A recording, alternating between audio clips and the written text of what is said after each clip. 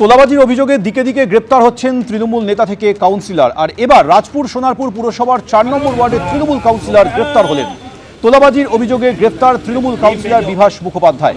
গড়িয়া এলাকার একটি হোটেল থেকে পুলিশ তাকে গ্রেপ্তার করে। ধৃত কাউন্সিলরকে বাড়ি নিয়ে গিয়ে তল্লাশি করে পুলিশ।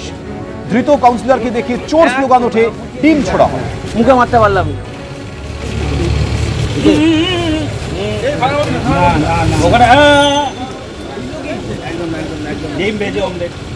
সামনে কোনো রকম যা হবে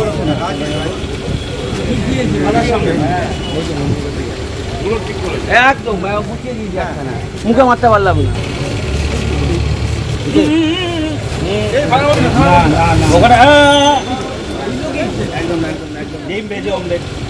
সামনে কোনো রকম যা হবে। রাজপুর সোনারপুর পুরসভার তৃণমূল কাউন্সিলরের বাড়ি থেকে উদ্ধার হলো ত্রাণ সামগ্রী। 23 নম্বর ওয়ার্ডের তৃণমূল কাউন্সিলর চন্দ্রা ঘোষালের বাড়ি এবং কার্যালয়ে বিপুল ত্রাণ সামগ্রীর খোঁজ মেলে। উদ্ধার হয়েছে প্রচুর স্ট্রিট লাইট, ত্রিপল, সিমেন্টের বস্তা, বালতি, ব্লিচিং পাউডার। এই ত্রাণ সামগ্রী অন্যত্র সরিয়ে নিয়ে যাওয়া হচ্ছিল বলে অভিযোগ করেছেন বাসিন্দারা। এই ঘটনা ঘিরে উত্তেজনা ছড়ায়।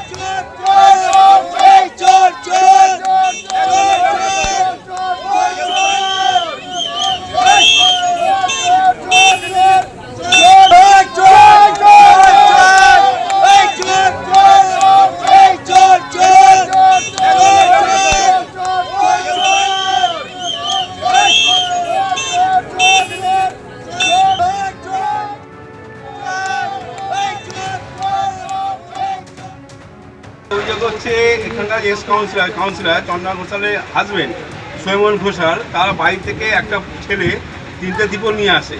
আনার পর এখানে রাখা হয় এবং আমাদের একটা কার্যকর্তা দীপেন্দ্র মজুমদার ওকে তাকে ধরে।